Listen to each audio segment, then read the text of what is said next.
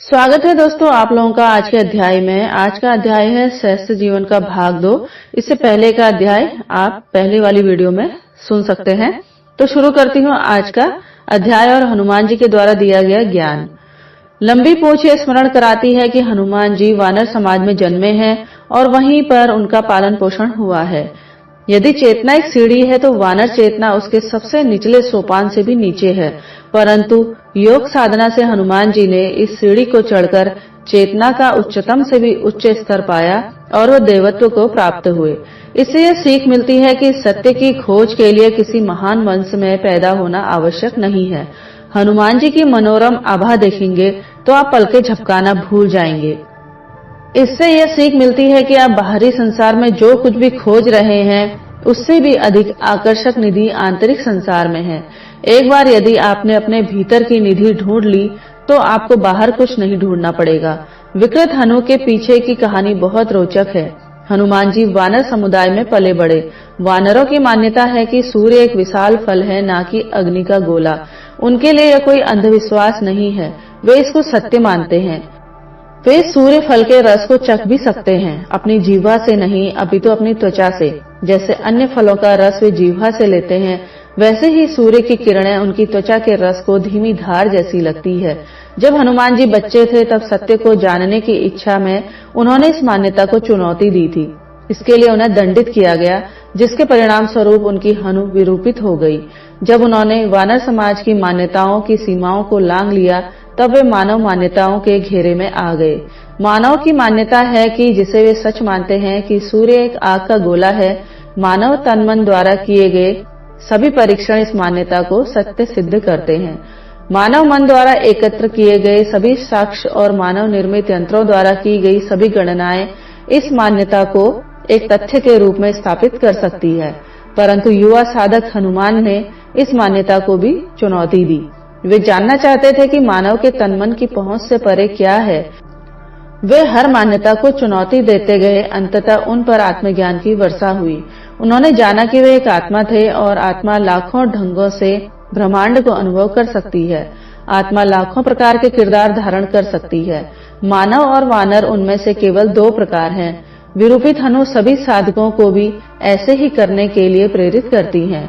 मान्यताओं को चुनौती दो, चाहे समाज अथवा पूरी मानवता आपको दंडित करे, आपका उपहास करे, आपको अप्रिय नामों से संबोधित करे। विरूपित हनु अथवा अप्रिय टिप्पणियां एक बहुत ही छोटा सा मूल्य है। यदि आपको इसके बदले में उस परम स्वतंत्रता के उद्यान में श्वास लेने को मिलता है जो मान्यताओं की मलिन बस्तियों से परे है। पूंछ, आभा और हनुमान जी की 3 विशेषताएं मुख्य धारा के समाज में चप्पे चप्पे पर पाई जाने वाली उनकी मूर्तियों में भी दिखाई पड़ती है।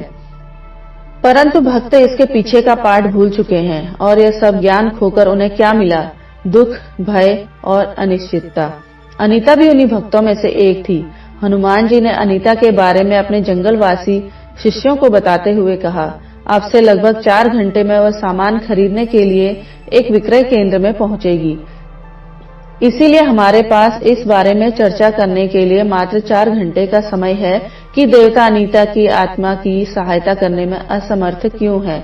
इससे पहले हम अनीता के प्रति अपनी कृतज्ञता प्रकट करेंगे, क्योंकि उसके दुख के कारण आपको ज्ञान प्राप्त करने में सहायता हो रही है और मुझे ज्ञान प्रदान करने में। सभी मातंगों ने, चाहे वे युवा हो या बूढ़े, पुरुष हो या महिलाएं, अपनी आंखें बंद करके कृतज्ञता प्रकट करने की रस्म शुरू की। जब उन्होंने अपने हृदय के तार ढीले किए तो कई आत्माएं उनके ध्यान में प्रविष्ट हुई, क्योंकि उन सभी आत्माओं का उनकी कृतज्ञता पर अधिकार था। उनमें शामिल थी उनके पूर्वजों की आत्माएं जो अतीत के निर्देशांकों से उनका मार्गदर्शन कर रही थी, उन जानवरों और पेड़ पौधों की आत्माएं जो इस जन्म में उनका साथ दे रही थी, कई ऐसी आत्माएं जिनकी भौतिक पहचान ज्ञात नहीं थी, और अनीता की आत्मा जिससे उनका परिचय अभी अभी हुआ था। मैं देख रहा हूँ कुछ बंद हृदय तो कृतज्ञता की एक बूंद लुटाने को भी तैयार नहीं है, हनुमान जी शांत स्वर में बोले। उनके प्रिय शिष्यों ने कृतज्ञता लुटाने के पश्चात आंखें खोल ली थी और अपने हृदय की डोरियां पुनः कस ली थी। हनुमान जी के इन शब्दों से बाबा मातंग की रीढ़ की हड्डी में सिहरन दौड़ गई। बाबा एक पतले बूढ़े मातंग थे जिनका कद विचित्र रूप से छोटा था। ऐसा लगता था कि मानो वे अप्राकृतिक रूप से सिकुड़ गए हों। कदाचित पिछले 40 वर्ष से अपने कंधे पर उत्तरदायित्व का भार ढोते ढोते वे सिकुड़ गए थे। उनमें से एक प्रमुख दायित्व था सभी मातंगों को उनके पुरखों द्वारा निर्धारित पवित्र मार्ग से न भटकने देना।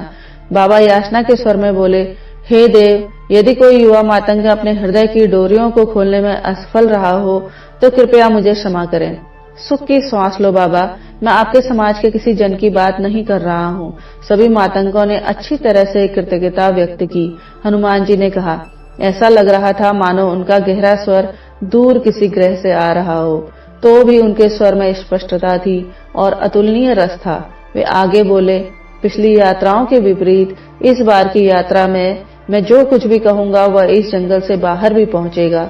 मैं देख रहा हूं कि मुख्य धारा के समाज में कुछ आत्माएं मेरे इन शब्दों को ग्रहण कर सकेंगे।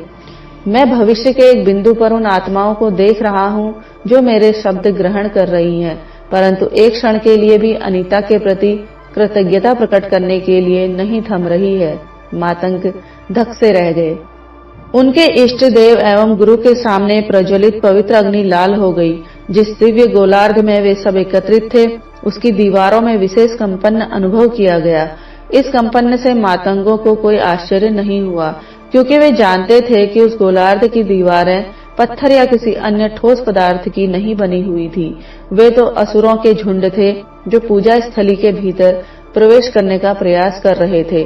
मातंगों के मन में एकाएक आई नकारात्मक भावना ने असुरों को निश्चय ही शक्तिशाली कर दिया था। यदि हनुवाणी बाहरी जनों तक पहुंच रही है तो पूजा स्थली के चारों ओर की गई सुरक्षा का क्या अर्थ रह गया है। मातंगों की नई पीढ़ी के मन में यह विचार आया। शेष मानवता के साथ संपर्क से बचने का प्रयास उनके जीवन का एक महत्वपूर्ण भाग रहे थे। हनुवाणी के बाहर पहुंचने का विचार उनके पूरे अस्तित्व का प्रश्न उठा रहा था। वह इस सदमे में मौन बैठे थे, इस आशा के साथ कि उनके मुखिया बाबा मातंग और माता मातंग उनके मन में उठ रहे अंधड़ को शब्दों का रूप देकर हनुमान जी के सामने प्रकट करेंगे। जब बाबा और माता का कुछ कहने का साहस नहीं हुआ तो हनुमान जी स्वयं ही बोले, कुछ दिन पहले 3 बाहरी जनों ने बाबा का रास्ता काटा था। बाबा के साथ थे आपके होने वाले मुखिया उर्वा और अन्य 2 मातंग। बाबा ने क्रोध का विनय करते हुए एक मटकी फोड़ी थी। उन बाहरी जनों ने आत्मसमर्पण की मुद्रा में अपने हाथ खड़े कर लिए थे और पीछे हट गए थे। वे शीघ्र ही आपके साथ आत्मसात होने के लिए पुनः आएंगे। मेरे शब्दों को आप जिस गुप्त भाषा में अंकित कर रहे हैं वह उसको समझने का प्रयास करेंगे और सफल भी होंगे। आप और मेरे बीच ये वार्ताएं अत्यंत निजी हैं। बाहरी जन इनमें से केवल वे वार्ताएं समझ पाएंगे जो आप उनको समझने देंगे, और जितना भी आप उनको समझने देंगे उनमें से भी वे उतना ही अवशोषित कर पाएंगे जिसके वे पात्र हैं। आपके वे गहरे रहस्य जिनका भौतिकतावादी समाज दुरुपयोग कर सकता है, रहस्य ही रहेंगे। हनुमान जी के इस आश्वासन से मातंगों के नई पीढ़ी के विचलित मन शांत नहीं हुए। जिस मूल सांस्कृतिक ढांचे का वह वर्षों से पालन करते आ रहे थे वह क्षीण हो गया लग रहा था। उनके देवता और गुरु हनुमान जी ऐसा कैसे कर सकते हैं? मातंग तो यही सुनते आए थे कि उनकी संस्कृति वैश्विक विनाश तक जीवित रहेगी, परंतु तब क्या होगा जब बाहरी जनों को उनके रहस्य का पता चल जाएगा। सहस्त्रों बाहरी जन अपने दूषित मनों से उनसे संपर्क स्थापित करने का प्रयास करेंगे। सब कुछ समाप्त हो जाएगा। मातंग संस्कृति दूषित होकर मर जाएगी। तो क्या इसका यह अर्थ है कि वैश्विक विनाश बहुत दूर नहीं है? हनुमान जी का संकेत पाकर बाबा मातंग खड़े हुए और मातंगों को संबोधित करते हुए बोले, हमें कोई हानि नहीं पहुंचेगी। मैं जिन 3 बाहरी जनों से मिला वे शोषक नहीं लग रहे थे, वह सत्य के खोजी लग रहे थे। मैं अपने साथी मातंगों से आग्रह करता हूँ कि वे इन 2 तथ्यों के मिश्रण में अपने प्रश्नों को खंगाले। पहला, हम जागृत आत्माएं हैं। हमारी इच्छा के बिना कोई भी भ्रष्ट आत्मा हमसे संपर्क नहीं कर सकती है। दूसरा, उन्होंने हमारे साथ संपर्क स्थापित कर लिया है। बाबा के कहने का अर्थ है कि केवल जागृत आत्माएं ही उनके साथ संपर्क स्थापित कर सकती है और जागृत आत्माओं से उन्हें कोई हानि नहीं होने वाली थी। बाबा अपने स्थान पर बैठ गए। उनका आत्मविश्वास उस तीरंदाज जैसा था जिसे दूसरी बार लक्ष्य साधने की आवश्यकता नहीं होती। निश्चय ही सभा में उड़ रहे असमंजस के बुलबुले अंततः फूटने लगे। कुछ देर पहले जो चेहरे आक्रोश और आंदोलन से भरे थे वे अब आश्वस्त लग रहे थे। युवा मातंगों में से एक स्त्री, आयु के तीसरे दशक में प्रवेश कर चुकी कन्या, जिसका नाम उर्मी था, वह एक अध्ययनशील कन्या थी और सभा में ऐसे बैठी हुई थी जैसे किसी विद्यालय की कक्षा में आज्ञाकारी विद्यार्थी बैठता है। बाबा के कथन को उसने मन के हर कोने में झाड़ू की तरह घुमाया। कुछ कोनों में प्रश्नों की धूल पड़ी रह गई। उसी को स्पष्ट करने के लिए वह खड़ी हुई और बोली, बाबा, जितना मैंने आपके कथन को समझा है, आपका कहने का अर्थ यह है कि वह 3 आत्माएं जो आपसे संपर्क में आई थी वह भ्रष्ट नहीं है, अन्यथा वे संपर्क करने में सफल ही नहीं होती। आपने सही समझा, बाबा ने कहा। उर्मी ने हनुमान जी से पूछा, देव, मान लिया कि वह तीनों दिव्य आत्माएं हैं, परंतु वे 3 आत्माएं आगे जिन आत्माओं को हमारे बारे में जानकारी देंगे, उनका क्या? यह सुनिश्चित करने का कोई उपाय नहीं है कि हम उन तीनों के साथ जो ज्ञान साझा करेंगे उसे आगे केवल भली आत्माओं के साथ साझा किया जाएगा। वे तीनों तो एक दिव्य उद्देश्य के लिए यहाँ आए हैं, आपकी वाणी के दूध बनने के लिए, परंतु उनका क्या जो हमारे बारे में जानने के पश्चात बिना किसी उद्देश्य अथवा एक दूषित उद्देश्य के साथ हमें खोजने की चेष्टा करेंगे। एक उन्मादी के लिए उचित अनुचित की अपनी अलग परिभाषा होती है। वह धर्म की परिभाषा अपने सुविधा के अनुसार देता है। यदि ऐसे कुछ जन उन्मादी भीड़ के रूप में एकत्रित हो जाएंगे तो हमारी संस्कृति को हानि पहुंच सकती है। वे उन स्थानों को चिन्हित करने का प्रयास करेंगे जहां आपके चरण कमल पड़े हैं, पर वे आपको नहीं खोज पाएंगे। हनुमान जी शांत स्वर में बोले, मैं तो पवित्र जल की तरह हूँ। मैं तो किसी भी शुद्ध पात्र में प्रकट हो सकता हूँ। जो जन मेरे द्वारा प्रदान किए जा रहे इस ज्ञान का सही तत्व पकड़ लेंगे, वे अपने पात्र को शुद्ध करने का प्रयास करेंगे, किसी दूसरे पात्र को छीनने का नहीं। केवल भ्रष्ट और आत्म सम्मोहित मन ही आपको खोजने का प्रयास करेंगे, किंतु वह इसमें सफल नहीं होंगे। परंतु देव, अगर वह इसमें सफल हो गए तो ऐसा तभी होगा जब आपकी संस्कृति भ्रष्ट हो चुकी होगी और घटनाएं आप जनों की इच्छा के विपरीत घटने लगेंगी। हनुमान जी ने उत्तर दिया, यदि हम उनके दृष्टिकोण से देखें तो उनके और हमारे बीच में क्या खड़ा है देव? घने जंगल। मुझे विश्वास है कि घने जंगल हमारी इच्छा के विरुद्ध हमारी गोपनीयता पर आक्रमण करने वालों को मार डालेंगे। यदि उनके शक्तिशाली राजाओं ने अपनी पूरी सेनाओं को हमारा आखेट करने के लिए भेजने का निर्णय किया तो क्या होगा? अगर काल्पनिक रूप से विचार किया जाए, यदि कोई प्रकृति माता को रौंद कर हम तक पहुंच गए तो उन्हें क्या मिलेगा? इससे पहले कि हनुमान जी उत्तर देते, बाबा ने निष्ठापूर्वक कहा, उनके हाथ हमारी अस्थियों पर भी नहीं पड़ सकेंगे। हनुमान जी ने बाबा पर एक गूढ़ दृष्टि डालते हुए कहा, हो सकता है कि उन्हें आपकी अस्थियां नहीं, अपितु आपके चलते फिरते जीवित तन मिले। बाबा बोले, हाँ देव, फिर वे हमारे तन और मन को ढूंढ सकते हैं, परंतु हमारी आत्मा को नहीं। इससे पहले कि वह यहाँ पहुंचेंगे, हमारी आत्माएं किसी अन्य लोक में चली जाएंगी। हमारी सभी शक्तियां हमारी आत्माओं की जागृति में है, हमारे तन और मन के कारण नहीं। आक्रांता तब खाली हाथ लौट जाएंगे जब उन्हें यहाँ स्वयं को मातंग कह रहे सामान्य आदिवासी मिलेंगे। ये सब मैं काल्पनिक रूप से ही कह रहा हूँ, ऐसा कुछ होने वाला नहीं है, क्योंकि वह हमारी इच्छाओं के विरुद्ध है। उर्मी ने वार्ता को आगे बढ़ाते हुए पूछा, हमारी इच्छा के विरुद्ध घटनाएं क्यों घटित होती हैं? अभी कुछ देर पहले हमने जिस महिला को देखा, उसको दरिद्रता का राक्षस क्यों प्रताड़ित कर रहा है? वह अपनी इच्छा के अनुसार क्यों नहीं रह सकती? स्वाभाविक रूप से उसकी इच्छा तो सुख से जीना ही होगी। हनुमान जी ने व्यापक मुस्कान के साथ कहा, इस प्रश्न का उत्तर तो मैं आपसे और यहाँ इकट्ठे हुए शेष साधकों से जानना चाहता हूँ। धन्यवाद उर्मी, अब आप अपने स्थान पर विश्राम से बैठ सकती हो। इस वार्ता के दौरान तन का विश्राम बहुत आवश्यक है, क्योंकि आपका मन अनीता के दुख के संभावित कारणों के बारे में सोचकर बहुत तनाव लेने जा रहा है। जब हनुमान जी को यह सुनिश्चित हो गया कि सभी विश्राम से बैठ गए हैं, उन्होंने प्रश्न किया, यदि आप मेरी जगह पर होती तो आप अनीता को दुखों से बाहर निकालने के लिए क्या करते? उन्होंने अपने शिष्यों से अपेक्षा की कि वह इस प्रश्न का उत्तर तुरंत न देकर उसे अपने मन की गहराइयों को मथने के लिए उपयोग करेंगे। इस दौरान उन्होंने एक अल्प श्वास चक्र में जाने का निर्णय लिया। उनकी पलकें धीरे धीरे 2 नूतन पत्तियों की तरह नीचे झुकी। उर्मी ने देखा कि उनकी पूरी आकृति पतले हो रहे बादल की तरह झिलमिला रही थी। सभी मातंगों की तरह वह भी जानती थी कि उनके चिरंजीवी गुरु की भौतिक उपस्थिति पंच तत्वों में विलीन हो रही थी। हनुमान जी के श्वास चक्र की प्रक्रिया मनुष्यों के श्वास लेने की प्रक्रिया की तरह ही थी। अंतर था तो आवृत्ति का। हनुमान जी का अपने श्वास चक्र में लगने वाले समय पर पूर्ण नियंत्रण था। यह समय एक क्षण भी हो सकता था, एक दिन, एक माह अथवा अगणनीय भी। इस बार श्वास चक्र केवल एक क्षण के लिए ही था, क्योंकि एक मातंग ने बिना विचार किए प्रश्न का उत्तर दे दिया था, स्वर्ण देव स्वर्ण। यदि मैं आपकी जगह पर होता तो उसे स्वर्ण देता, उसके घर में स्वर्ण का ढेर लगा देता। हाँ, मैं ऐसा ही करता। यह उत्तर उर्वा ने दिया था, जो अपनी जनजाति के हर मानक से एक लंबा और सुंदर युवक था। वह हृदय से विद्रोही था, परंतु स्वभाव से समझदार। वह बाबा के पश्चात मातंगों का अगला मुखिया बनने वाला था। उसका विवाह युवा मातंगों में सबसे बुद्धिमान उर्मी के साथ तय हो चुका था, परंतु यह उत्तर देते समय वह अपने वश में नहीं लग रहा था। जब से उसने अनीता के जीवन का वह दृश्य देखा था, तब से वह कांप रहा था और साथ ही उसको पसीने भी छूट रहे थे, परंतु उसके साथी मातंगों का इस पर ध्यान नहीं गया था। अनीता के हाथ में जो पिंगल यंत्र था, उसको देखकर उसके मस्तिष्क में कोई गहरे तार हिल गए थे।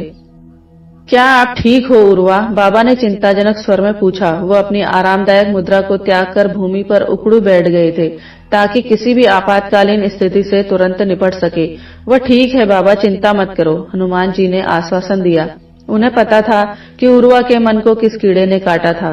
बाबा ने सिर झुकाते हुए कहा, जैसा आप कहें देव, किंतु उसके उत्तर से मुझे लगा कि वह अभिशप्त आत्माओं के अधीन हो गया है। हनुमान जी ने मुस्कुराते हुए कहा, बाबा आप उर्वा के सुझाव से प्रभावित नहीं दिखते। मुझे लगता है कि उसने बहुत ही सरल सुझाव दिया है, उसके घर में स्वर्ण का ढेर लगा देता। इस सुझाव को परखने में कोई बुराई नहीं है। कृपया सभी मातंग अपनी आंखें बंद कर लें। उर्वा ने स्वयं को एक मक्खी के आकार में सिकुड़ा हुआ पाया। मक्खी की देह में प्रविष्ट होकर वह महिला के सिर के ऊपर मंडरा रहा था। महिला कुर्सी पर बैठी थी। उसकी हथेली में एक उज्जवल वस्तु थी, जिसके ऊपर वह अपना अंगूठा चला रही थी। वह महिला अनीता थी और उज्जवल वस्तु थी उसका पिंगल यंत्र, जिसे धोकर वह जानकारियां निकाल रही थी। मक्खी जब उसकी नाक के पास भिनभिनाने लगी, तो उसने अपने पिंगल यंत्र से दृष्टि हटाए बिना अपना हाथ चलाकर मक्खी को हटाया। उर्वा को अचानक एक झटका अनुभव हुआ। मक्खी के तन के माध्यम से अनुभव हो रहा दृश्य अचानक समाप्त हो गया और वह अपने मानव तन में लौट आया। वह मक्खी से जुड़कर जो दृश्य अनुभव कर रहा था, वही दृश्य अन्य मातंगों के मन में भी प्रसारित हो रहा था। उनके लिए भी वह दृश्य एकाएक समाप्त हो गया। उन्होंने आंखें खोल ली और इस विघ्न का कारण जानने के लिए हनुमान जी की ओर देखने लगे, परंतु हनुमान जी की दृष्टि भयभीत होकर हाँफ रहे उर्वा पर थी, जो मातंगों की वर्तमान पीढ़ी में श्रेष्ठतम शिष्यों में से एक था। देव, उसके हाथ में वह यंत्र, उर्वा असंगत स्वर में बोला। उसका चेहरा लाल हो गया था। हनुमान जी ने विविधता से पूछा, वह चमकदार यंत्र आपको इतना कष्ट क्यों देता है उर्वा? कोई अन्य मातंग उसको देखकर चिंतित या भयभीत नहीं होता। वे सब उसको मात्र एक खिलौने के रूप में देखते हैं, जो अंगूठे से छूने पर चमक उठता है। क्या आप उसके बारे में ऐसा कुछ जानते हैं जो अन्य मातंग नहीं जानते? सभी मातंगों ने उसे अच्छे से देखा तो पाया कि भय और दोष की छाया उसके चेहरे पर नृत्य कर रही थी।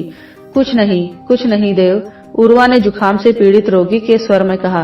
वह अपने कांपते तन को वश में करने की व्यर्थ चेष्टा कर रहा था। बड़ी कठिनता से उसने निवेदन किया, देव मुझे कृपया उस दृश्य में पुनः भेज दीजिए। इस बार त्रुटि नहीं होगी।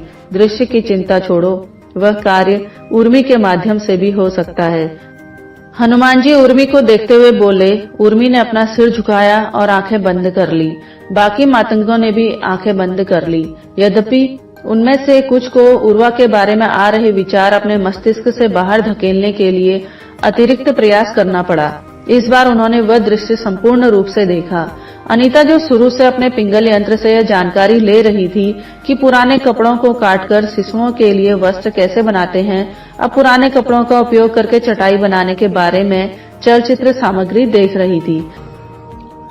उसके मन में सपनों के पकवान पक रहे थे। वह कल्पना कर रही थी कि कैसे वह एक बड़ी चटाई सिलने वाली थी, कैसे अपने पूरे बैठक कक्ष को कक्षा में बदलकर बच्चों और बड़ों को विभिन्न विषय पढ़ाने वाली थी, कैसे वह अपनी शिक्षण सेवाओं का बड़े पैमाने पर विज्ञापन करने वाली थी, आदि आदि। वह सपनों का पकवान उसे बहुत स्वादिष्ट लगा। दिन में सपना देखने और काल्पनिक स्थितियों का सृजन ही अब उसके सुख का एकमात्र स्रोत रह गया था। स्वयं को यह विश्वास दिलाने के लिए कि यह मात्र एक सपना नहीं है, उसने इसमें वास्तविकता का छौंका लगाया। वह अपनी कुर्सी से उठकर अपने घर के भंडार कक्ष में गई और उसका द्वार खोला। द्वार खोलते ही उसे भीतर एक विचित्र गति अनुभव हुई। उसे ऐसा लगा जैसे कोई भूत आदि प्राणी द्वार खोलने की ध्वनि सुनकर अपने किसी बिल में छिपने के लिए दौड़ा हो, या कदाचित वह द्वार की गति से पिटी हवा की वाणी थी।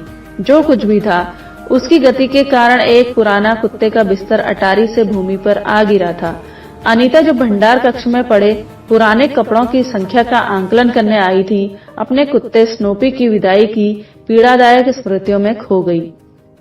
वह समय था जब उसका परिवार घर में कम और चिकित्सालय में अधिक रहता था। स्नोपी की देखभाल करना असंभव हो गया था। वह अनिच्छा से स्नोपी को एक रिश्तेदार के मित्र के यहाँ छोड़ने के लिए सहमत हुई।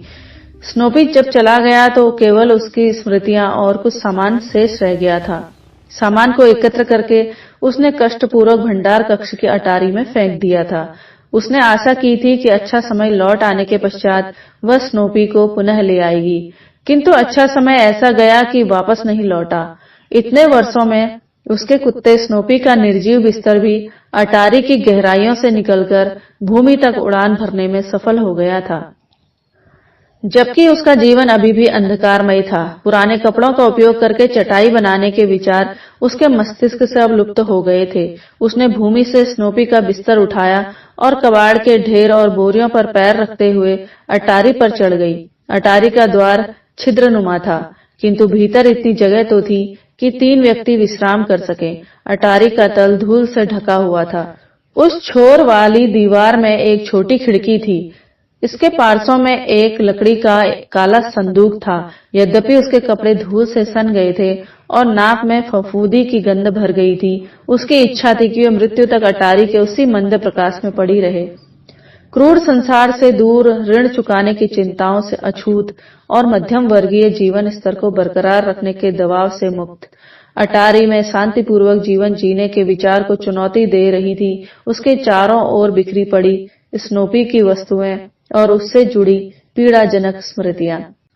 जिस तेजी से उसने अटारी पर चढ़कर स्नोपी से जुड़ी स्मृतियां नूतन करने का निर्णय लिया था, उसी तेजी से उसने स्नोपी की चीजों को घर से बाहर कचरे में फेंकने का निर्णय ले लिया। वस्तुएं अटारी से एक एक करके नीचे गिरने लगी, जैसे कोई बिल्ली उन्हें किनारे से धकेल रही हो।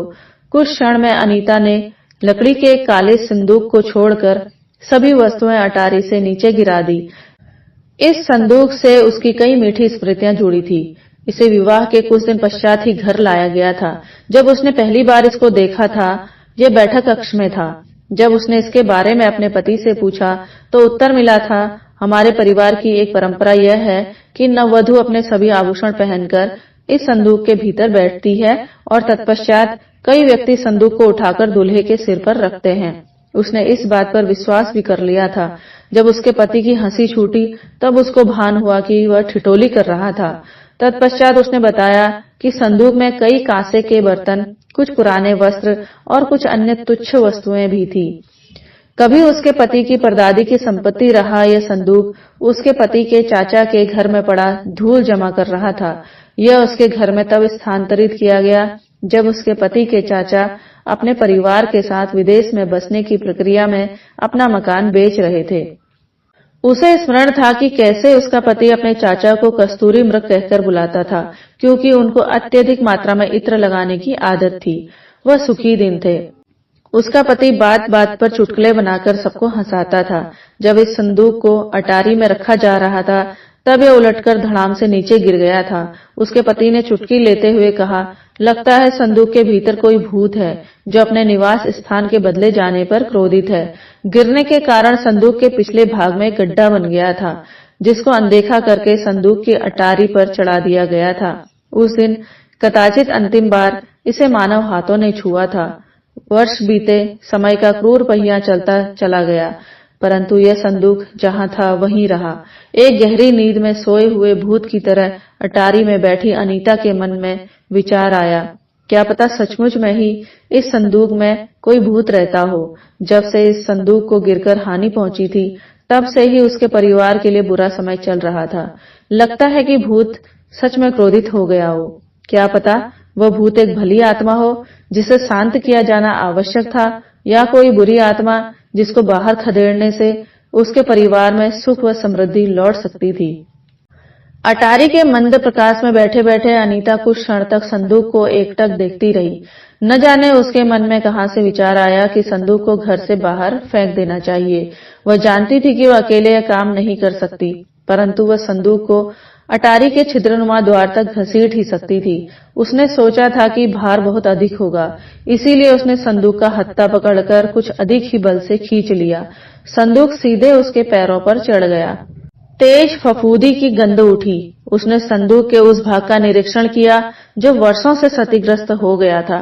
लघु खिड़की से आ रहे प्रकाश में उसने देखा कि क्षतिग्रस्त भाग को दीमक ने पूरी तरह खा लिया था। भीतर रखे पीतल के बर्तनों में से एक बाहर से ही दिखाई देने लगा था। उसने भीतर की चीजों पर पहुंची हानि का आंकलन करने के लिए संदूक खोला। आश्चर्य की बात थी कि दीमक ने लकड़ी की दीवार के आर पार छेद नहीं किया था, तो फिर बाहर के क्षतिग्रस्त भाग से दिखाई दे रही पीतल की चीज क्या थी? सोना। हनुमान जी बोले। दृश्य समाप्त हो गया और सभी मातंगों ने अपनी आंखें खोल ली थी। हनुमान जी आगे बोले, कुछ ही घंटों में उसे और उसके पति को पता चलेगा कि उन मोटी लकड़ी की दीवारों में गुहाएं हैं जिनमें सोने की चादरें छिपाई गई हैं। वे इस खजाने के लिए अपने पूर्वजों को धन्यवाद देंगे। दरिद्रता की राक्षसी अपना बोरिया बिस्तर समेटकर उनके घर से 9-2-11 हो जाएंगी। क्या यह दृश्य वास्तविक था देव? उर्मी ने सभी युवा मातंगों के मन का प्रश्न पूछा। क्या अनीता की आत्मा को दुख भरे दृश्यों से सुख भरे दृश्यों में सफलतापूर्वक स्थानांतरित कर दिया गया है?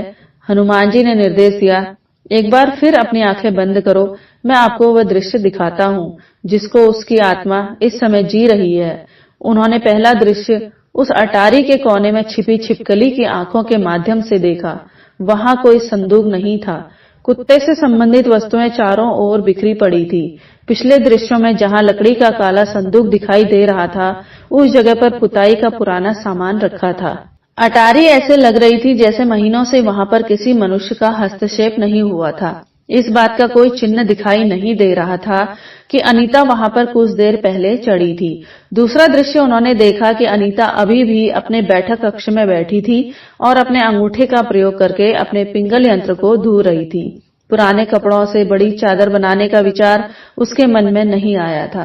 उस विचार के बिना वह भंडार कक्ष में क्यों जाती और अपनी अटारी क्यों चढ़ती? वास्तविक दृश्य कौन सा है देव, जिसमें उसे संदूक की तहों में छिपा सोना मिला है या जिसमें ऐसा कोई संदूक उपस्थित ही नहीं है? उर्मी ने पूछा।